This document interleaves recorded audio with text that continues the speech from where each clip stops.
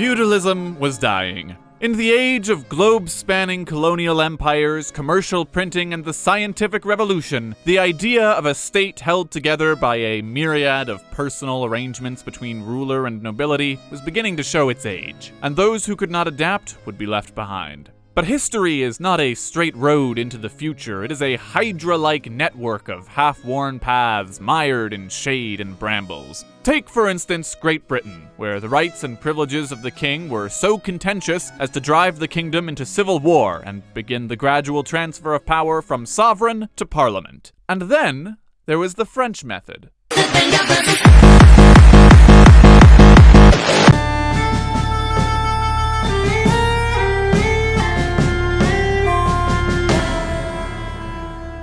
Your Majesty, it's 3 a.m. Yes, I'm very busy, dear. You remember that gift card to Magellan TV you bought me for Christmas? They added a new documentary series about the Stuart dynasty. You sure you don't want your Minister of War to take a look at that for you? No, that's just the problem. The nobles are all watching too. I must be one step ahead of them in case they get any ideas. Sounds a bit dry. No, never. They've actually done something quite interesting. They're tracking the story of a lesser Welsh family and laying it in parallel. Quite novel. May I watch? Get your own subscription. Go to MagellanTV.com/JackRackham and watch any of their 3,000 documentaries for free, or pick up another gift card. Just leave me be. Oh, James, you contemptible fool. Louis. The zenith, the very face of absolute monarchy in Europe. Where could he have gotten such a big ego? It's a boy! This one's alive? It's alive! I will call you Louis, the gift of God. And you see, you can do whatever you like, because God has chosen you to be the master of his creations. It is your right as king to never hear the word N-O. I'm sure it won't go to his head. Despite what his mother would have him believe, the king was not very popular. The aristocracy was not very happy to hear about all of this absolute monarchy business, and the bourgeoisie was not very happy about all the taxes they had to pay to cover for the 30 years war that just ended. Things got hairy. I can't hold them back much longer. We demand to see the king! Your Grace, I'm afraid there's no choice. The king will have to listen to what they want. Oh, isn't he precious? Move over! Right, sorry. Have a great night. You're leaving? Yeah, it's getting pretty late. Thanks for letting us see the king. Oh, there he is. It'd be a shame if we ever came back here and were angrier than we are right now. We'd probably do some terrible things. Where are we going? Anywhere but Paris! Guillotines! Get your guillotines here! France just isn't ready for you, my love. The royal family ended up fighting 2 civil wars called the Fronde. I'll be honest, there's a lot I don't know about the Frondes. I'd love to revisit this time period eventually. I think it's really interesting how England and France both fought a civil war contesting power between the nobility and the monarchy in the same decade, and yet one led to regicide and Cromwell, while the one in France seemed to be a blip on the radar. Hi, it's me. I referenced the English Civil War a couple of times. I heard you typing. I realized nobles fought on both sides and that Cromwell abolished the House of Lords, and I think maybe the English Bill of Rights might have had a more immediate influence on the powers of the king. I haven't studied 17th century England in any great detail. I'm just pointing out some patterns that seem similar to me. It was a big deal for Louis, though, being chased out of his home as a child, and really helped to cement his mindset of don't trust the nobility, don't trust the peasants, absolute power for me. Good people, law and order has been returned to France. Now we're gonna need some new management around here to make sure this doesn't happen again. I've just got 3 little rules. Ow! Number 1, I expect your loyalty. Number 2, don't step on my groove. That means you, Fouquet, I see you. You think your parties are better than mine, you catty. I've got so much dirt on you, you can see it from space. Number 3, don't look at the man in the iron mask. Who? He's locked away, Colbert, deep in the dungeon. He can't show his face. It would spell doom for the House of Bourbon if you saw his face, Colbert. Oh, the things he's seen. If you knew who he really was. Don't ask about the man in the iron mask, Colbert! There's a popular story that Louis had a twin brother who was the rightful king of France, and so he threw him into the deepest, darkest dungeon in the country and locked his face inside of an iron mask so that no one could ever see what he looked like. Except the man in the iron mask was probably a guy who wore a cloth mask a couple of times when he was being exchanged between prisons. My favorite theory is that the warden put the mask on him because he wanted to make everyone who saw him wonder, wow, who's that super important prisoner whose face we can't see that the warden's got with him? Wow, what a cool warden. So anyway, Louis found himself in a position not dissimilar from Ivan the Terrible of Russia, what with the nobles and the public handing over power to the king for the sake of stability. But where Ivan went violent, Louis went in another direction. Feudalism is what we in the science biz call an unstable equilibrium. See, with feudalism, there's really no such thing as a national army. You are a lord, you have your own army and your own land, but there are 1,000 other lords, and if any of them teamed up, they could kill you pretty easily. So rather than spend your life playing 1,000 player Risk, you cozy up to the biggest, most powerful lord and ask if he'll use his army to fight anyone if they attack you. He says, what's in it for me? You tell him he can use your army if you're not using it, and he gets to call himself a king. If you're a lord, that's great. If you're a king, that's pretty good. You get to be king, but you still have the problem that there are 1,000 lords who each have an army. Your army might be bigger than anybody else's, but it's not bigger than everybody else's. Historically, there have been many ways of resolving this. In England, the lords kind of developed a class consciousness, killed the king, got into a messy civil war, and then the king came back, but they stuck the course and stole the monarchy's power so the parliament can be in charge. If you're Louis XIV watching all of that happening across the channel, that's bad. So you could do what the Chinese did and issue a big standardized test to the entire country, but that's kind of complicated. France isn't that big. What if all the lords just moved in with you? I'm sure they can get by ruling their lands by proxy, but you'd need a really big house. Oh wait, Versailles! You can't talk about Louis XIV without talking about Versailles. If the king has absolute power, and you want to become rich and powerful, you need the king to like you. If you need the king to like you, you need to be close to the king. So Louis created lots of opportunities for his nobles to get close to him. Greetings, Your Majesty. Howdy! I hope you came ready to party because we're going all night long! Yeah! Hey, Yvette!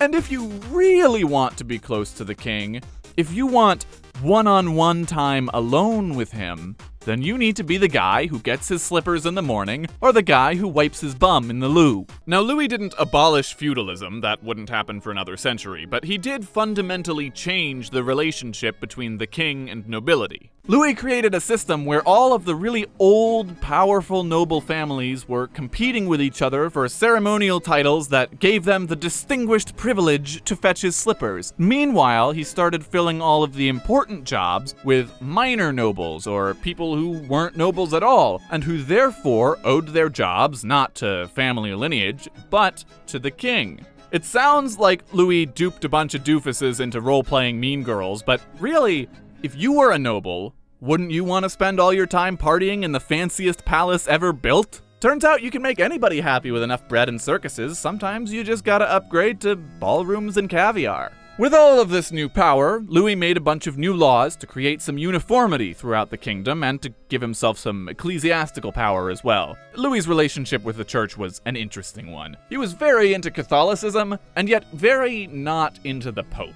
Any messages from the French clergy to the Pope had to go through him first, and any messages from the Pope also had to go through him because he gave himself the power to veto the Pope. But more than anything, I think he just enjoyed discriminating against Protestants. France is a Catholic nation. If you don't like it, you can get out. Message from the king. Oh, thank you. Wait, stop! You're not allowed to leave either! Louis turned around his finances by taxing the aristocracy with loopholes, hence the whole 1789 revolution, as well as just being better about how he collected taxes. And with that money, he fronted a new army led by officers who showed some degree of merit. Would you look at that? Lots of money, and a big army. Yes, now all is revealed. The true purpose of all of this. Securing power and bolstering the economy were great, but they were also to be employed for France's true purpose, declaring war on the rest of Europe. For glory! Louis is the center of France. Now France must be the center of the world. What followed was a lifetime of warfare that accomplished honestly very little. It began with the Dutch. Louis once had a great relationship with the Netherlands. France had fought for decades to secure their independence from the Habsburgs. But you see, part of the Netherlands still belonged to Spain, and Louis used a bunch of, royal dynastic family tree inheritance chicanery to take part of the Spanish Netherlands for himself. And this was kind of an economic affront to the Dutch Netherlands. You could argue whether or not it was better to sabotage such an alliance for the sake of expansion, but I think that's missing the point. You see, when it comes to the kings of France, above any strategic considerations, above any treaties, above any moral virtues, above even the laws of Moses, there are two supreme and co-equal commandments. Stick it to the English, and stick it to the Habsburgs. So realizing that Louis is totally gonna go ahead with this conquering business anyway, the Netherlands makes some new allies with England and Sweden and gets ready to go to war with France. And Louis, bless his soul, he really goes ahead with the most straightforward possible solution. You said double Dutch, not double cross the Dutch. It's actually super easy, trust me. How dare you? All I'm asking is for you to stay neutral. You can do that for me, can't you? We're both going to hell for this, but don't expect England to give in so easily. I'll pay you to stay out of the war. Sweet, no problem. I'll pay you more if you attack the Netherlands. Nice. And you have to become Catholic. Well, okay.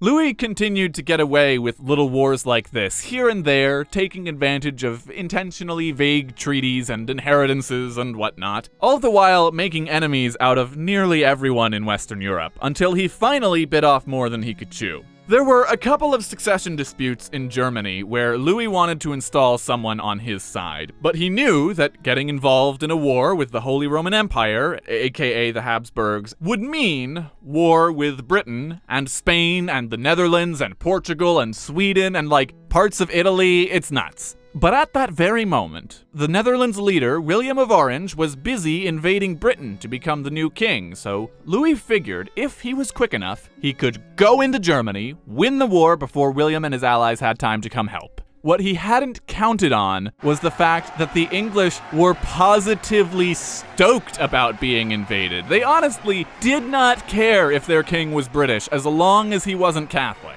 So, the Holy Roman Empire and Britain and Spain and the Netherlands and Portugal and Sweden and parts of Italy all jump into the war against France. And despite the war being incredibly lopsided, France actually comes out the other end with more territory than when it began. But at the end of the day, it still cost 9 years of fighting, and everyone agreed. Never again! To peace in Europe! Peace to peace in Europe! We've finally done it! Spain, are you all right? You look, well, worse than usual. I'm dying, Louis. Oh, dear. Your poor children. There are no children, Louis. But that means... Oh, no. Oh, no. Oh, no. What's the matter? Leopold, Holy Roman Emperor, the next king of Spain. He's either going to be your son, or mine. The balance of power, Louis, the balance of power! I know. There must be another option. Think, darn it! I've got it. The Holy Roman Emperor. He has a grandson, Joseph Ferdinand, through his daughter. You want to give Spain to the Habsburgs? They're Habsburgs already. This is just another spin-off branch. Spain and the Holy Roman Empire will never be united. I want some of their land in Italy. We split the land in Italy, 50-50 between you and Emperor Leopold. The rest goes to Joseph Ferdinand. Deal. Shut up, Spain! No one asked you! Except then, Joseph Ferdinand dies. And the clock is ticking. I can't figure out what's wrong with him! Just keep him breathing! Peace in Europe depends on it! Give Spain to the French. No, the Austrians! French! Austrians! There's still time for a son! Madam, you have to undress. He's half cadaver! It's all right, I've got his legs. Okay, new plan. I've derived a formula that outlines the relative strength of every European nation. We've got to get this right! We divide all the Spanish holdings between Leopold's younger son and your grandson, so neither will inherit 2 crowns. Archduke Charles will receive the Spanish mainland and the New World colonies. He'd better take the Spanish Netherlands as well. I'll take all the Italian holdings, trade Lorraine for Milan. We're still off. Aha! If I transfer Naples and Sicily to Sardinia in exchange for Nice and Savoy, then I'll just need 1 small county from Spain proper. By Jove. I think we've done it! Why wasn't Austria involved in all of this calculus?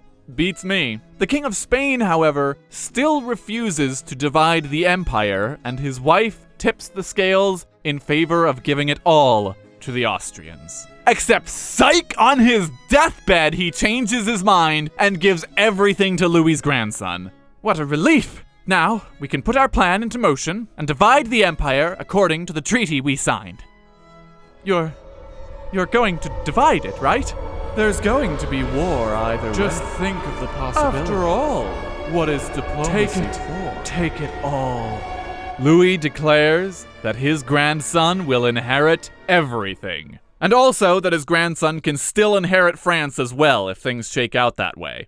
And also, France is in charge of the transatlantic slave trade for Spanish colonies. And also, he no longer recognizes William as the King of England. Tee-hee! France goes to war with pretty much all of Western Europe again. And the way it ends is super awkward. The Allies give Louis a real whooping, and then demand that he declare war on his grandson to get him off of the Spanish throne while they all watch. And if he doesn't win the war in a year, the Allies aren't going to join him in fighting Spain. They're just going to restart the war against France. The only reason they stop fighting is not because France was strong enough to enforce its claim, or because the Allies were strong enough to enforce their claim. The Holy Roman Emperor just died at a really bad time, and now the younger son who was going to inherit Spain is also the heir to the Habsburg monarchy / Holy Roman Empire, and it would be super uncomfortable if he somehow inherited both. So like, yeah, totally. He was, still the one true king of Spain, and his claim is super legitimate. It's just, we're not gonna fight for you anymore. The math shifted, balance of power and all that. And then Louis got gangrene and died.